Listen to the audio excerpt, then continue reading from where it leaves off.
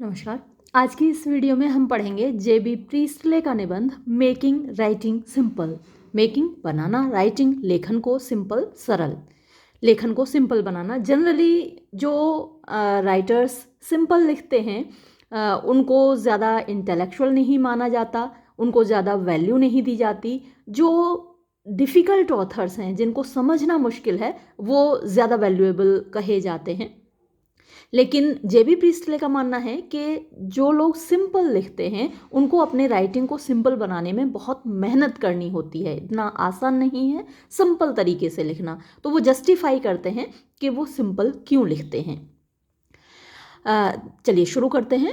At the end of a long talk, at the end अंत में, of a long talk एक लंबी बातचीत के, विद अ यंगिश क्रिटिक, यंगिश माने जो नया है, क्रिटिक समालोचक, यानी जो लिटरेचर को क्रिटिसाइज करते हैं या उसका असेसमेंट करते हैं या उसका इवेल्युएशन करते हैं या उस पर टिप्पणियाँ करते हैं, वो क्रिटिक्स कहलाते हैं। तो एक नए क्रिटिक के साथ बातचीत के अंत में, और वो क्रिटिक भी कैसा था? अ सिंसियर फेलो, एक निष्ठावान व्यक्ति था।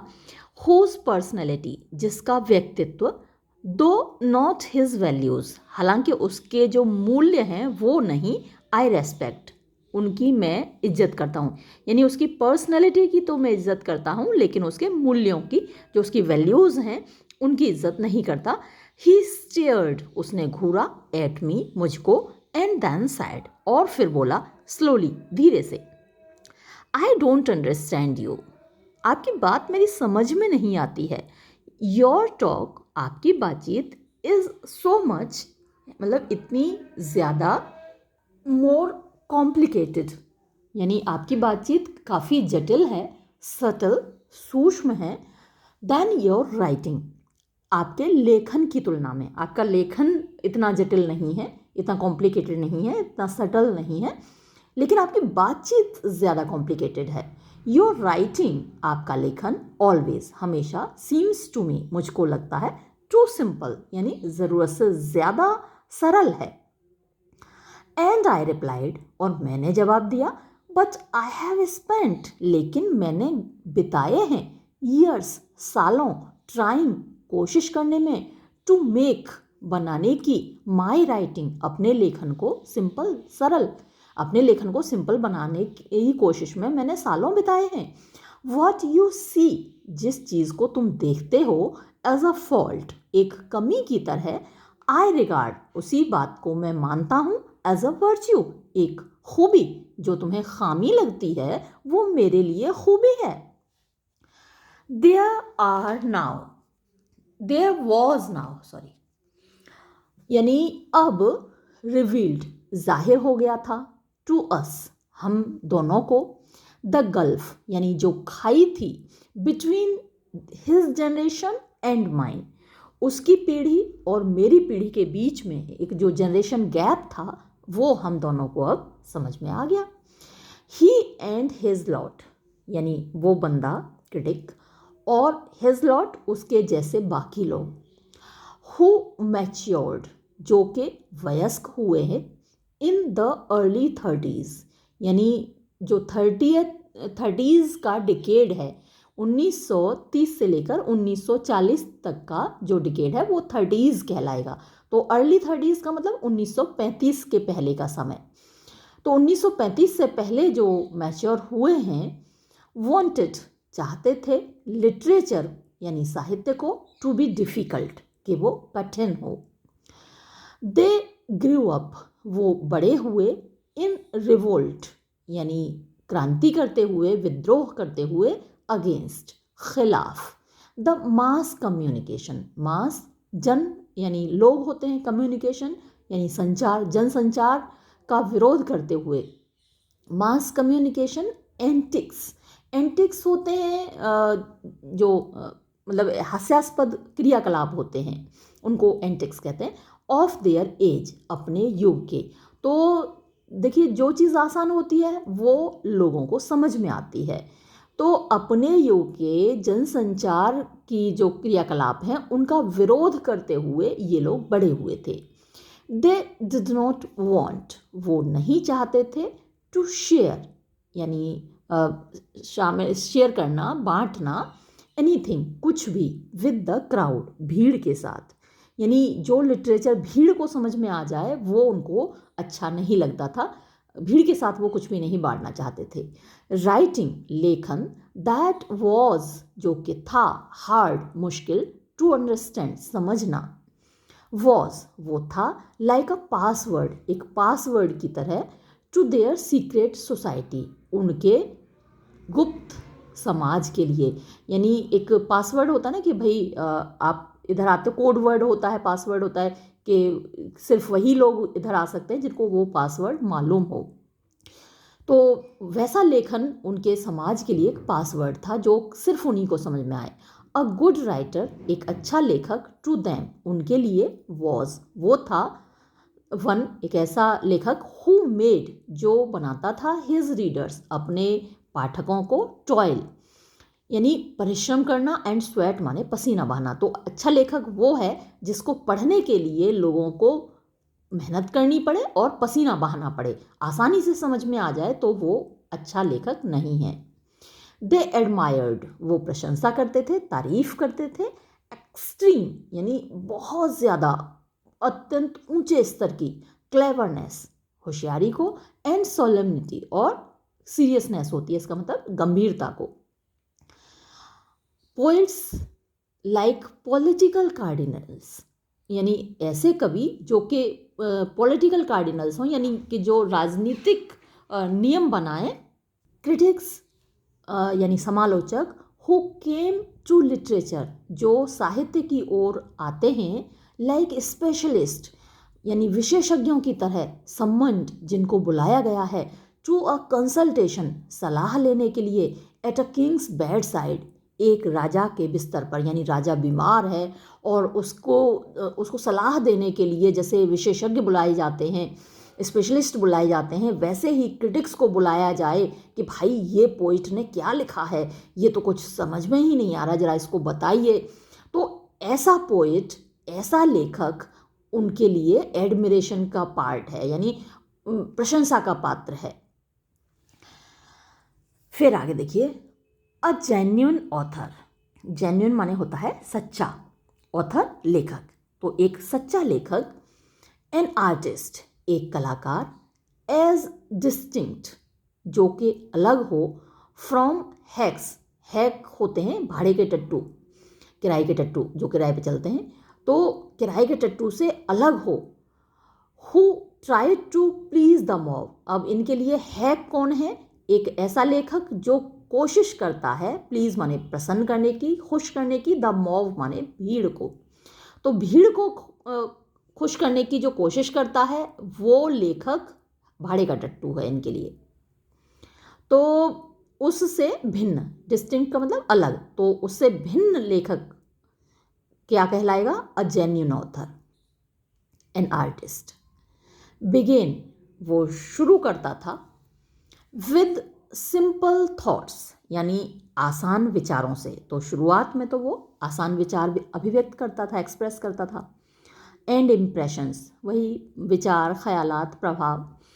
एंड देन और फिर, प्रोसीडेड आगे बढ़ता था, टू कॉम्प्लिकेट जटिल बनाने के लिए, हिज अकाउंट अपने विस्तार को, अपनी चर्चा को, जो डिटेल्स हैं, ऑफ दैम उन विषयों का। तो शुरू में सिंपल विचार व्यक्त किए और फिर उनको कॉम्प्लिकेट बनाने के लिए आगे बढ़ता है। If only to keep away the fools, और ये काम किस लिए, केवल मूर्खों को दूर रखने के लिए, यानी जब कोई चीज़ कॉम्प्लिकेटेड होगी तो वो फूल्स को समझ में नहीं आएगी, बेवकूफ़ों को समझ में नहीं आएगी। डिफ़िकल्टी वॉज डिमांडेड, कठिनाई की आवश्यकता थी, डिमांड जो थी वो डिफ़िकल्टी की थी, यानी लेखन डिफ़िकल्ट होना चाहिए।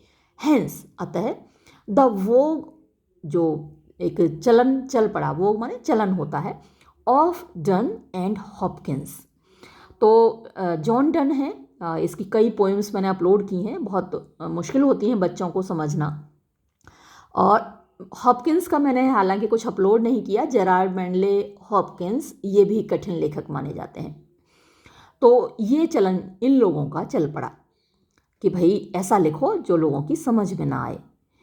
Literature had to respond, literature यानी साहित्य को हैड टू रेस्पॉन्ड यानी प्रतिक्रिया करनी है, टू समथिंग कुछ ऐसी चीज़ के प्रति, ट्विस्टेड जो तुड़ा मुड़ा हो, टॉर्मेंटेड यानी परेशान करने वाला हो, एसोटेरिक, एसोटेरिक का मतलब understood by a small number of people यानी जिसे थोड़े से लोग ही समझ सकें, in their own secret natures, अपने खुद के गुप्त प्रकृति में, यानी जो एक क्लास हो, एक सर्टेन एक निश्चित वर्ग हो जिसको लिटरेचर समझ में आए। लिटरेचर ऐसा होना चाहिए कि जो बहुत इंटेलिजेंट हैं, इतना टुड़ा मुड़ा होना चाहिए, इतना कठिन होना चाहिए कि बस कुछ सीक्रेट लोगों को ही समझ में आए।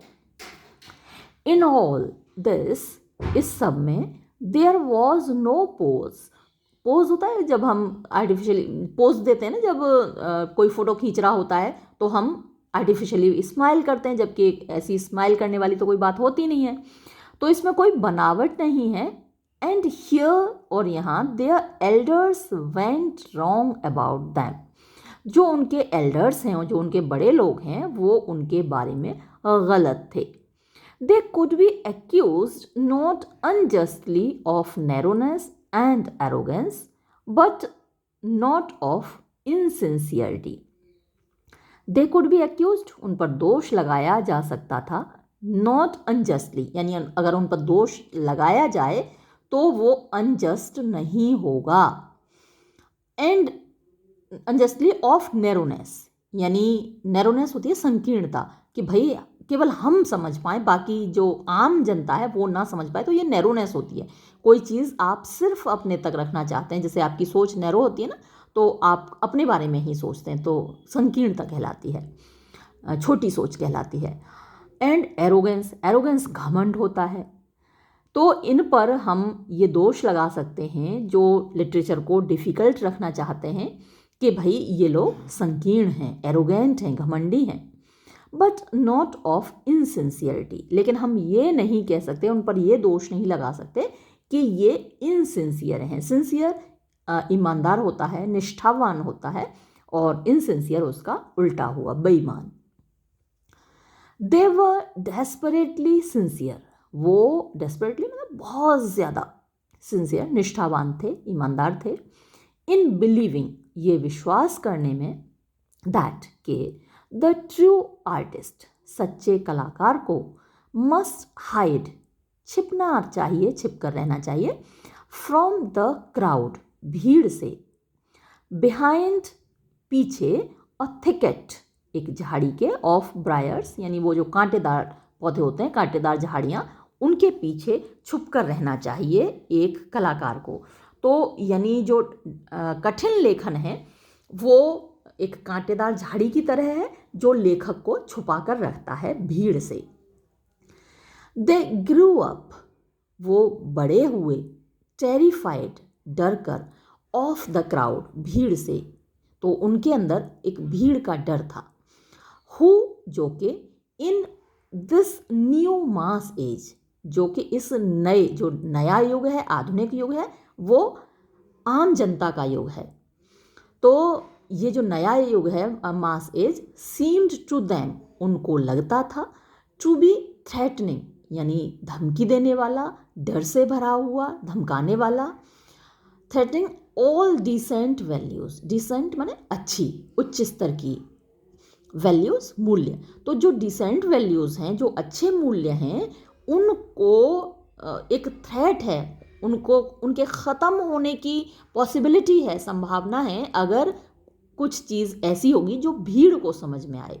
तो जो भीड़ है वो डिसेंट वैल्यूज़ को ख़त्म कर देती है, ऐसा उनका मानना था, ये उनके अंदर डर था।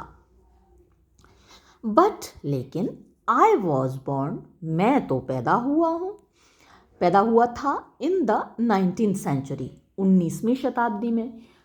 तो ये देखिए, एक मिनट, इनकी डेट ऑफ बर्थ और डेथ देख लीजिए एक बार। ये मल्टीपल चॉइस क्वेश्चंस में पूछ ली जाती है, इसलिए एक बार देख लीजिए। 1894 में वो पैदा हुए हैं और 1984 में उनकी डेथ हुई है। ठीक है, और एक नाम भी उनका ज़रूर याद कर लीजिए। जे का मतलब जॉन, JOHN जॉन, और बी का मतलब बॉयंस्टन, और प्रीस्टले तो आपको मालूम ही। ठीक है, ये याद कर लीजिए। तो हम वापस वहीं आ गए जहाँ छोड़ा था। But I was born in the 19th century, लेकिन मैं तो 19वीं शताब्दी में पैदा हुआ था। एंड माई, और मेरा, मोस्ट इम्प्रेशनेबल ईयर्स। इम्प्रेशनेबल वो होता है जब ज़्यादा प्रभाव पड़ता है। जैसे आपकी टीनेज होती है, आप 13 से लेके 19 तक सबसे ज़्यादा इम्प्रेशनेबल एज कहलाती है। आपके ऊपर चीज़ों का प्रभाव पड़ता है, इम्प्रेशन पड़ता है, तो वो इम्प्रेशनेबल ईयर्स कहलाते हैं। तो मेरे जो सबसे ज़्यादा प्रभावी वर्ष हैं वर दोज, वो थे जस्ट बिफोर 1914। तो 1914 का मतलब क्या हुआ था 1914 में, ये आपको याद होगा, प्रथम विश्व युद्ध शुरू हुआ था। तो प्रथम विश्व युद्ध शुरू हुआ 1914 में, और इनका जो जन्म हुआ है वो कब हुआ है, 1994 में। तो 1994 से यानी ये 20 साल के हो गए 1914 तक। राइटली और रॉन्गली, चाहे इसको सही कहो या गलत, आई एम नॉट एफ्रेड, मैं नहीं डरता, ऑफ द क्राउड, भीड़ से। एंड और आर्ट, कला, टू मी, मेरे लिए, इज नॉट, नहीं है, सिनोनिमस माने समानार्थी, विद इंट्रोवर्जन, यानी कला का मतलब मेरे लिए इंट्रोवर्जन नहीं है। इंट्रोवर्ट होते हैं ना जो अपने अंदर ही समाये रहते हैं, सिर्फ अपने बारे में सोचते हैं, बोलते नहीं हैं, किसी से ज़्यादा बात नहीं करते, रिजर्व रहते हैं, तो वो इंट्रोवर्ट कहलाते हैं। और एक्सट्रोवर्ट उसके उल्टे होते हैं। तो मेरे लिए कला इंट्रोवर्जन नहीं है, यानी अपने तक सीमित रखना नहीं है। आई रिगार्ड, मैं मानता हूँ, दिस, इसको, as the great critical fallacy. Great माने बड़ी, क्रिटिकल माने समालोचनात्मक, फैलेसी माने गलती, ऑफ आवर टाइम, अपने समय की। बिकॉज, क्योंकि, आई एम, मैं हूँ, वॉट इज कॉल्ड, जिसको कि कहा जाता है, एन इंटेलेक्चुअल, यानी एक बुद्धिजीवी। And I am just as much an intellectual, और मैं ठीक उतना ही बुद्धिजीवी हूँ, एज दीज यंगर चैप्स, जितने कि ये युवा लोग हैं। हालांकि युवा लोग अपनी पीछे वाली पीढ़ी को उतना इंटेलेक्चुअल नहीं मानते, वो अपने आप को ज़्यादा स्मार्ट समझते हैं। आई डू नॉट फील, मैं नहीं महसूस करता, दैट कि there is a glass wall, कि एक कांच की दीवार है, बिटवीन, बीच में, मी एंड द पीपल, मेरे और उन लोगों के बीच में, in the nearest factories, shops and pubs, यानी वो लोग जो कि पास की कारखानों में काम कर रहे हैं, शॉप्स, दुकानों में काम कर रहे हैं, और पब्स में बैठे हैं या पब्स में काम कर रहे हैं। तो मेरे और उनके बीच में कोई कांच की दीवार नहीं है। आई डू नॉट बिलीव, मैं इसमें विश्वास नहीं करता, दैट के माई थॉट्स, मेरे ख्यालात, एंड फीलिंग्स, और मेरी भावनाएं, आर क्वाइट डिफरेंट, एकदम अलग हैं, फ्रॉम देयर्स, उनकी भावनाओं से और उनके ख्यालातों से। आई प्रेफर, मैं ज़्यादा पसंद करता हूँ, देयरफॉर, इसीलिए, अ वाइड चैनल, वाइड माने विस्तृत, चैनल यानी आप कह सकते हैं धारा, कह सकते हैं, तो एक विस्तृत धारा मुझे पसंद है, ऑफ कम्युनिकेशन माने संप्रेषण की, यानी अपने विचारों के आदान प्रदान की, यानी ज़्यादा से ज़्यादा लोगों से मैं कम्युनिकेट करूँ और ज़्यादा से ज़्यादा लोग मेरे साथ कम्युनिकेट करें, तो मुझे वाइड चैनल पसंद है। डेलिबरेटली, जानबूझकर, आई एम, मैं अपना उद्देश्य रखता हूँ, एट सिंप्लिसिटी, यानी सरलता पर, सरलता को टारगेट करता हूँ मैं, मतलब जो लिखता हूँ वो सरल लिखता हूँ। And not complexity in my writing, अपने लेखन में मैं कॉम्प्लेक्सिटी नहीं रखता, जटिलता नहीं रखता। डिफ़िकल्टी नहीं रखता। नो मैटर, चाहे what the subject in hand, मेरे हाथ में कोई भी विषय हो, इससे कोई फ़र्क नहीं पड़ता कि मेरे हाथ में विषय क्या है। माइट भी हो सकता है कोई भी विषय। आई वॉन्ट टू राइट, मैं लिखना चाहता हूँ।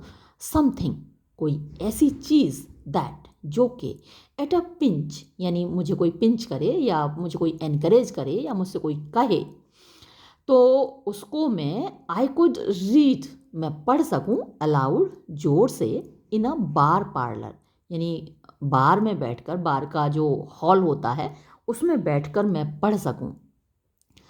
एंड द टाइम केम, और वो वक्त आया, व्हेन आई वॉज हर्ड, और जब मुझको सुना गया, एंड अंडरस्टूड, और समझा गया, इन अ 1000 बार पार्लर्स, हज़ारों बार पार्लर्स में, यानी बार में जो हॉल होते हैं जहाँ बैठकर लोग शराब का आनंद लेते हैं, तो हज़ारों बार पार्लर्स में मुझे सुना गया और समझा गया। आई डू नॉट प्रिटेंड, मैं बिल्कुल भी दिखावा नहीं करता। टू बी, बनने का, सटल, सूक्ष्म, एंड प्रोफाउंड, प्रोफाउंड मतलब सीरियस, गंभीर। बट, लेकिन, वन, जब, आई एम एट वर्क, मैं काम कर रहा होता हूँ, आई ट्राई, मैं कोशिश करता हूँ, टू अपीयर, लगने की, सिंपलर, ज़्यादा सरल, देन आई रियली एम, जितना कि मैं वास्तव में हूँ। परहैप्स, शायद, आई मेक इट, मैं इसको बना देता हूँ, टू ईजी, बहुत ज़्यादा आसान, फॉर द रीडर, पाठक के लिए। डू, करता हूँ, टू मच, बहुत ज़्यादा, ऑफ द टॉयलिंग, मेहनत, एंड स्वेटिंग, और बहुत पसीना बहाता हूँ, माई सेल्फ, मैं खुद। नो डाउट, निसंदेह, I am altogether too obvious, मैं कुल मिलाकर, टू माने ज़रूरत से ज़्यादा, ओबियस माने स्पष्ट हूँ, क्लियर हूँ, फॉर द क्लेवरेस्ट फेलोज, यानी सबसे ज़्यादा चालाक, होशियार लोगों के लिए। हु वॉन्ट, जो चाहते हैं, टू बीट देयर ब्रेन्स, अपने दिमाग पीटना, अगेंस्ट समथिंग, किसी चीज़ से मार मार कर, टकरा कर, हार्ड, जो कि कठिन हो, एंड नॉटी, और कॉम्प्लिकेटेड हो, जटिल हो। तो लोग चाहते हैं कि उनको कुछ ऐसा पढ़ने को मिले जिसमें दिमाग सर पीटना पड़े। बट देन, लेकिन तब, आई एम नॉट इम्प्रेस्ड, मैं प्रभावित नहीं होता हूँ, बाय दिस व्यू, इस ख्याल से, ऑफ लिटरेचर, साहित्य के, एज अ सेरेब्रल एक्टिविटी, कि ये एक दिमागी क्रियाकलाप है, यानी एक ऐसी एक्टिविटी है जिसमें हमको दिमाग खपाना पड़ता है। सम कंटेम्परेरी क्रिटिक्स, कुछ कंटेम्परेरी जो आपके समय में ही होते हैं, समकालीन कहलाते हैं, तो कुछ समकालीन आलोचक वुड बी बेटर ऑक्यूपाइड, तो उनको, उनके लिए बेहतर ये रहेगा कि वो अपने आप को व्यस्त रखें सॉल्विंग, हल करने में, चेस प्रॉब्लम्स, यानी शतरंज की जो समस्याएं हैं उनको सॉल्व करें, शतरंज खेलें, एंड ब्रेकिंग डाउन सिफर्स, या फिर वो जो जीरो कट्टा वाला खेल होता है ना, आपने भी खेला होगा, तो जो सिफर्स हैं, सिफर माने ज़ीरो, तो ज़ीरो को तोड़ें, काटें। They are no customers of mine, they are no customers, यानी वो कोई ग्राहक नहीं है, ऑफ माइन, मेरे। एंड, और, I do not display my goods, मैं अपना सामान नहीं दिखाता, टू कैच देयर आई, उनकी आंखों को आकर्षित करने के लिए। बट, लेकिन, एनी मैन, कोई भी बंदा, हु थिंक्स, जो सोचता है, द काइंड ऑफ सिंप्लिसिटी, यानी जिस प्रकार की सरलता, आई अटेम्प्ट, जिसकी मैं कोशिश करता हूँ, इज़ ईजी, वो आसान है, should try it for himself, वो एक बार खुद भी तो ऐसा करने की कोशिश कर ले। If only in his next letter to the Times, बस इतनी कोशिश कर ले कि अगली बार द टाइम्स, जो कि इंग्लैंड का बहुत फेमस एक अखबार है, तो उसमें लेटर लिखे और वहाँ सिंप्लिसिटी दिखाने की कोशिश करें। I find it much easier, यानी मुझे ये बहुत आसान लगता है, नाउ, अब, then I used to do, जितना ये मुझको लगा करता था। बट लेकिन दैट इज़ बिकॉज, ऐसा इसलिए है क्योंकि I have kept this aim in view, मैंने इस उद्देश्य को अपने दिमाग में रखा है throughout years of hard work, यानी सालों की कठिन परिश्रम के दौरान। आई डू नॉट क्लेम, मैं ये दावा नहीं करता, to have achieved even now, कि अभी भी मैंने हासिल कर लिया है अ प्रोज, एक ऐसी गद्य, that is like an easy persuasive voice, जो कि एक आसान, परसुएसिव माने मत होता है किसी को कन्विंस करना, अपने तरीके से मना लेना अपनी बात के लिए। तो ऐसी वॉइस अभी भी मैंने हासिल कर ली हो प्रोज में, ये दावा मैं नहीं करता। Preferably my own at its best, यानी जो मेरी खुद की वॉइस है, खुद की आवाज़ है, जब अपने बेस्ट पर मैं होता हूँ तो भी मुझे नहीं लगता कि जो मेरी वॉइस है वो परसुएसिव है। But this is what I have been trying to do for years, लेकिन ये मैं सालों से करने की कोशिश कर रहा हूँ, क्वाइट, एकदम डेलिबरेटली, जानबूझकर। एंड इट इज़ दिस, और यही वो चीज़ है, दैट पजल्ड माई फ्रेंड, जिसने परेशान कर दिया मेरे दोस्त को, द यंगिश क्रिटिक, जो कि एक नया समालोचक था, who can not help wanting. Help का मतलब यहाँ मदद करना नहीं होता, हेल्प का मतलब होता है किए बिना ना रह पाना। तो who can not help wanting, जो चाहे बिना नहीं रह पाता। समथिंग क्वाइट डिफरेंट, कोई ऐसी चीज़ जो एकदम अलग हो। दिस हैबिट, ये जो आदत है ऑफ सिंप्लीफिकेशन, सरलीकरण की, सरल करने की, आसान करने की, हैज़ इट्स ओन लिटिल ट्रिम्फ्स, इसकी अपनी छोटी छोटी ट्रिम्फ्स माने विक्ट्रीज, जीत हैं। दस इस प्रकार, आई वॉज आस्ड, मुझे कहा गया, टू पे अ बर्थडे ट्रिब्यूट, यानी जन्मदिन पर श्रद्धांजलि देने के लिए, ऑन द एयर, यानी ऑन द एयर का मतलब रेडियो पर, टू सी जी जंग, यानी कार्ल जंग को, for whose work and personality, जिसके काम और व्यक्तित्व के लिए I have a massive admiration, मैं बहुत प्रशंसा रखता हूँ, यानी मुझे बहुत पसंद है उसकी, मैं बड़ी तारीफ करता हूँ। टू एक्सप्लेन जंग, यानी कार्ल जंग को एक्सप्लेन करना, उनके बारे में बोलना, इन 13.5 मिनट्स, 13.5 मिनट में, सो दैट, ताकि, द ऑर्डिनरी लिसनर, साधारण श्रोता, कुड अंडरस्टैंड, समझ सके, वॉट द फस वॉज अबाउट, कि भाई ये पूरा शोर शराबा किस विषय में है। My friend said it could not be done, मेरे दोस्तों ने कहा भाई ऐसा नहीं किया जा सकता, 13.5 मिनट में कार्ल जंग के बारे में सब कुछ नहीं बताया जा सकता। द साइकोलॉजिस्ट सेड, मनोवैज्ञानिकों ने कहा, it could not be done, ये नहीं किया जा सकता। बट लेकिन, आई कैन रीजनेबली क्लेम, मैं तार्किक रूप से ये दावा कर सकता हूँ, backed by first class evidence, प्रथम श्रेणी की एविडेंस के साथ, यानी इस बात का प्रूफ है मेरे पास, प्रमाण है, दैट के आई डिड इट, मैंने ये करके दिखाया।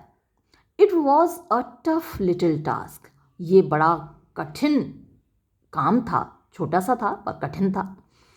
बट लेकिन, when I had come to the end of it, जब मैं इसके अंत तक पहुंचा, आई फाउंड, मैंने पाया, like Honey in the rock, जैसे कि चट्टान में किसी को शहद मिल गया हो, यानी एक डिफ़िकल्ट चीज़, जब आप चट्टान तोड़ रहे हैं और वहाँ पे आपको शहद मिल गया अचानक से, अ टेस्ट ऑफ डिलाइट, एक खुशी का स्वाद मुझको मिला जब मैंने ये काम कर दिखाया। अपनी मेहनत का अगर फल मिलता है तो बड़ी खुशी होती है, तो वैसा ही जेबी प्रीस्ले को महसूस हुआ। तो ये यहीं ख़त्म होता है निबंध, मैं वीडियो भी यहीं समाप्त करूँगी। धन्यवाद।